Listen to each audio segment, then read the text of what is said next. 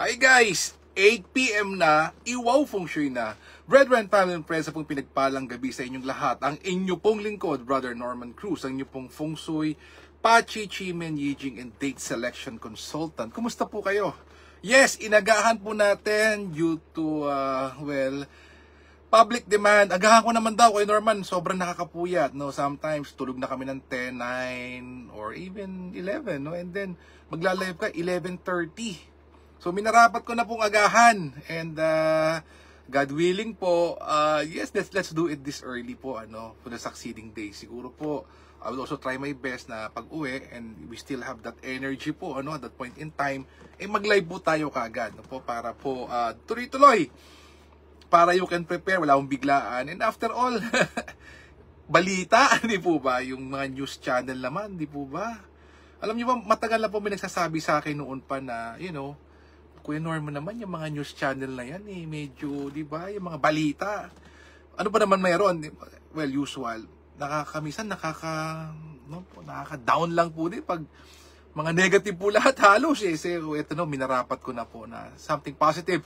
So if you're in a downward spiral, you are depressed, you are having financial concerns, relationship concerns, anything, BFF, try this. Subukan mo po, walang mawawala. Just try this. Backing to a certain direction, whole day po naman. Then you count from 64 down to 1. And then you do 5 things. Let go. Ask for what, open up. Give thanks. Ask for what you want. Visualize what you want. And then number 5 is you donate. Donate to church, charity, friends, relative to a person. And then you do it po. Ano? That's the 5 steps po of manifesting. That's the 5 steps po what we're doing now, sharing po. Okay? Just use a compass. The language po is backing. Okay, BFF, let's start. Simulan po natin. Para you can prepare. Okay, let's start. Okay, May 29, Thursday, it's labeled or considered as the Earth Dog enters the Initiate Officer Day. Initiate. So, ano ba pwede mong initiate sa isang Earth Dog Day? So, mga BFF, ang pwede nyo pong gawin tomorrow na suitable, pwedeng gawin, assuming a new post. Disengage or dissolve an arrangement or agreement. Groundbreaking. Magpakasal. Meeting friends, networking is good. Moving to a new house, new office, pwede. Prayers and worshiping. Putting up roof beams. Renovation, seeking medical treatment. O, pwede na. Ano po ang hindi pwede? Commencing new. So, pagsisimula po tomorrow ng bagong negosyo, not recommended. Pangungulekta ng utang, not recommended. Financial activities or investment, not recommended. Signing contracts or agreements, ayan, not recommended. Pero pwede ka pong mag-disengage or dissolve, pero to sign into a new contract, no. Trading na malakihan, first time, don't do it. Traveling more than 3 hours, not also recommended. Ayan po. But of course, every one of us go from point A to point B. But traveling considered more than 3 hours, that's already not recommended. Okay? So one way po yun ha. So let's say, nag-travel ka papunta from your point A to point B, less than 3 hours, no problem. Then from point B, babalik ka sa point A, less than 3 hours, okay. But, let's say you are traveling tomorrow, let me know. Share po tayo, sharing tayo BFF. Make sure that your travel will bring about goodies for you. Okay? Just message me po BFF. Kasi may gagawin ka, based on the direction of the travel, may kung po gagawin po, right, the moment you step out of your door, pupuntang sasakyan, meron ka pong assignment na gagawin. If you're traveling tomorrow, more than 3 hours, let me know BFF. Let's change of energies tayo. Okay, BFF. How about the daily Chimen? Ayan. So, buong araw po ito, mamaya pong 11:01 PM to 10:59 PM the next day. Okay, silipin natin, BFF. Sa isang May 29. By June 1, kalating taon na po. Ganun pong kabilis.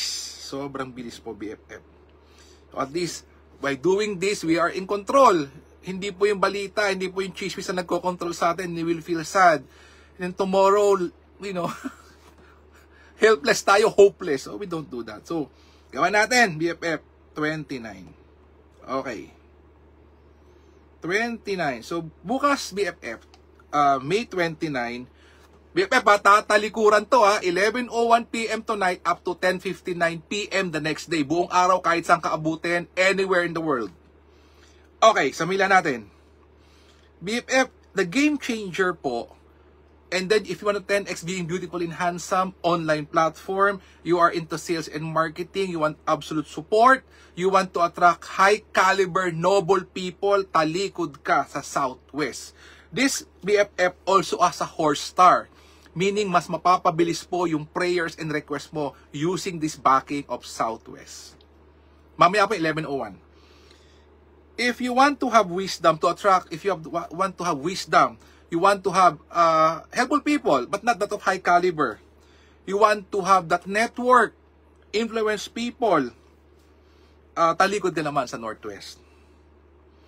If you want to have a heart-to-heart talk, make amends, make peace, ayusin ang mga gusot, people to people, person to person, and have an opportunity po, create an opportunity, open doors, open opportunities, talikod ka naman sa North. 7 stars to BFF, very powerful. You can do this. If you're not feeling well, you want to gain back that power na nawala because nang hina ka, sinipon ka, inubo ka, you have something there ongoing po in terms of your health, BFF. Want to have good health, want to have an extra cash, good cash flow, and the inspiration na gawin ang dapat mong gawin. Kung pinanghina ka ng loob, you need that spark, you need that inspiration, BFF. Talikod ka sa Northeast. Anything to do with finances, BFF, talikod ka naman sa East. So, Kuya Norman, anong gagamitin mo dyan? Ako, BFF, I'll use the game changer. I'll use Southwest. Why? Southwest, BFF, loaded, may absolute support. Which we need in every endeavor, for every successes. There are people, what's there, na tumulong sa atin. So, that's absolute support. And you have the game changers back into Southwest. And you may attract or ask for the help of high caliber noble people. And also of the scenery door. Meaning, pwede mo pong i-10x you being beautiful and handsome, increase that charisma, increase that influence online. If you're selling a product, if you're marketing a product, talikod sa Southwest. Or anything to do with online po, no, blogging, talikod ka sa Southwest, starting mamaya 11:01. Wow. Okay, BFF. How about Green Dragon, Flying Bird, and Jade Maiden watching the door? Alam ko po, hindi nyo ko papayagang hindi ko po to i-share. Okay, tingnan natin, BFF. Meron po ba sa 29th ng May? Okay, silipin natin. 29th of May. Wow. Okay. 29 May. Okay, BFF says here, BFF from 5 a.m. to 6:59 a.m. Talikod sa Southwest. Oh, may Flying Bird fall into cave. Meron din pong wisdom that comes with it. So, magle-layering ka na. Meron ka na Southwest na game changer, may Flying Bird ka po na game changer. 7 a.m. to 8:59 a.m. meron tayong Green Dragon Return, the #1 most auspicious structure in Chimen. Green Dragon returns talikod sa East. It's an almost automatic generation of wealth. Nung ako po ay nasa industriya pa po ng movies and television, way back 2014, ito po ang ginagamit po ng mga producers na pag-showing po ng mga importante pong pelikula at maganda po ang naging outcome po na television series. Green Dragon Return. So, tiniming po nila sa day na yon at sa oras na yon, saka po shinowing po. And then, most of the time, sa simula pa na po ng pelikula, shooting and showing po, Green Dragon Returns po ginagamit po dyan. Opo, ito, just a tip for you. So, if you're gonna do important things tomorrow, start on 7 a.m. to 8:59 a.m. Talikod sa East, Green Dragon Returns. Wow. And another Green Dragon, BFF po, ito pa, 9 a.m. to 10:59 a.m. Talikod din sa East. This is the best formation for victory of getting what you want. Wow, BFF, I just seen now, 11 a.m. to 12:59 p.m. Green Dragon Returns, talikod sa East. So, from 7 a.m. to 12:59 a.m., Green Dragon Returns, talikod sa East. Wow! Gamitin mo na. Bihira nga po yan eh. Gamitin na. O review. Sa mga first-timer. O Green Dragon, sabi dito, best formation for victory, career progression, increase in profits, negative situations, resolve, initiate lawsuits, proactive formation, outstanding outcomes for taking action. Yes, okay, yan po So, let's do it, BFF let's do it.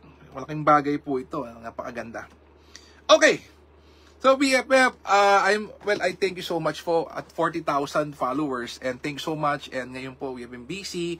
We done feng shui for 2 clients. One is for a new location po of their expanding business, and the other one naman po is to make sure that the destiny aligns po sa kanya po, and we are doing that. And I also do services po for lot selection, for house selection, ano po yung maganda pong location, for home and offices, and for investment. Yes, I do that. On-site, online, and if you are somewhere out there, meron na po tayong satellite or a way of getting your directions right. Ganda po. So anywhere in the world, pwede na po. Actually, I've been doing this po for quite some time. May client from Germany and in the US. May na po tayong satellite, BFF. Wow. Advance na po ngayon. Opo. So, click of a finger, madali na po ngayong okay. Dali na po, BFF. Ayan na po. Biruin nyo po. May mga satellite na po ngayong ginagamit. Ganyan na po ngayon. Ito, BFF, pakita ko sa inyo. Okay, yan na po siya. Ayan po, satellite po yan. North, East, Southwest. Ganito na po ngayon. Madali na po. So, i-click lang po natin dito. Kahit po yung Big Buddha sa Hong Kong, i-type nyo lang po dyan, Big Buddha. And then, ayan na po. Lilitaw na po siya dyan. So, ganun na po ngayon ka-high-tech. Hong Kong. So, anywhere in the world na po, pwede na po tayong mag-feng shui. Ayan. Ito po, BFF po. Click of a finger po lang, Yan po, Big Buddha. Sa Hong Kong po yan. So, we can get the directions right.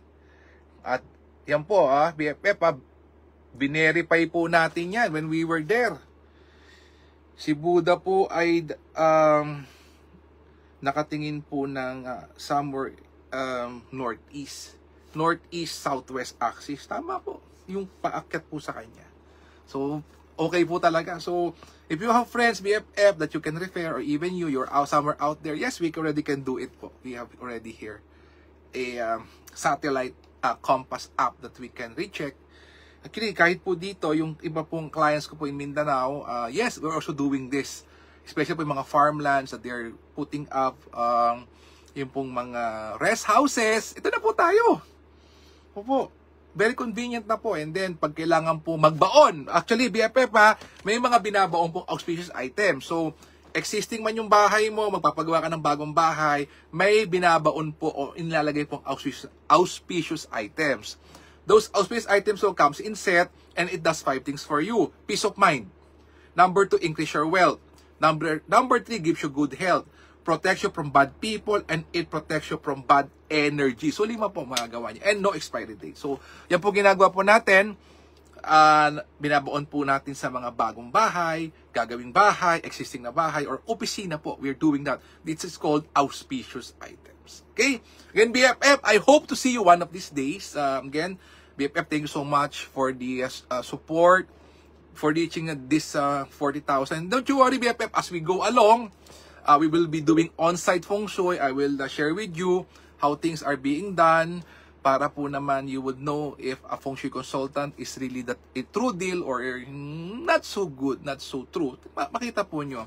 And why is a certain place auspicious and why a certain place is not prosperous. So, at least magka-background po, let's exchange of energy, let's exchange of knowledge po tayo. Let's share, do the sharing. Then anything you have in mind, BFF, message me. By the way, again, my son is making bracelet po, a bracelet. So let us know. He would message you directly yung requirement nyo and how much it would cost at paano mo papadala po sa inyo should you be interested. To let us know, let my son know, Kevin, if you're interested sa mga feng shui bracelet. Again, BFF, thank you so much for the time of being there. Our journey started po nung pong, COVID 2020. And up to now, we're still here exchanging energies. Thank you so much. Maraming po salamat. And message me for anything, BFF, anything to do with Feng Shui, Pachi, Chimen, Yijing, and date selection, let me know. Again, BFF, let us continuously pray for each other, for we do not know if a person out there, our family member, kaibigan, ka-BFF is having problems financially or being challenged ngayon sa buhay nila. Let's pray for them. Let us pray for our leaders. Let us pray for world peace. Let us heal as one. Let us be a blessing to others. God bless us all with a grateful heart. Maraming po salamat sa inyo lahat. God bless, good night, and see you again tomorrow. Bye-bye, BFF.